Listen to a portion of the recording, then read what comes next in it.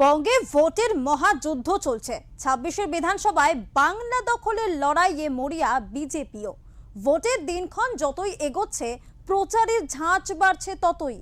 উত্তর ২৪ পরগনার জগদ্দল বিধানসভা কেন্দ্রের বিজেপি প্রার্থী ডক্টর রাজেশ কুমার সাংবাদিক সম্মেলন করে ভোটের আগে এলাকার দুষ্কৃতী রাজ নিয়ে অবগত করলেন এবং তিনি জানান, এবারের ভোটে বিজেপি জয় হলেই বাংলা থেকে ভয় দূর হবে, সরকার পাল্টালেই দুষ্কৃতী রাজ থেকে মুক্ত হবে জগদ্দলবাসী। ঠিক এমনটাই আশ্বাস দিয়েছেন জগদ্দল বিধানসভা কেন্দ্রের বিজেপি প্রার্থী।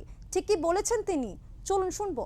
যদি উনি বলে থাকেন এটা সব থেকে খুব ভালো। আমি বলছি যে লিস্ট প্রোভাইড করা হচ্ছে, প্রত্যেক যারাও ক্রিমিনাল আছে প্রত্যেককে তুলতে হবে। একজন লোককেও ছাড়া যাবে না যে এলাকার মধ্যে কোনো লোককে ফোন দিতে আটকাবে ইয়া ছাপ্পা করার চেষ্টা করবে, ভয় দেখানোর চেষ্টা করবে, একজন লোককেও ছাড়া যাবে না।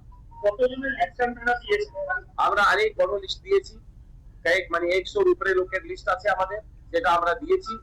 নির্বাচন আয়োগকেও দেওয়া হয়েছে, এদেরকেও দেওয়া হয়েছে। আমরা এটাই সকলের কাছে রিকোয়েস্ট করছি যেন এদেরকে শীঘ্র তাদেরকে গ্রেফতার করতে হবে।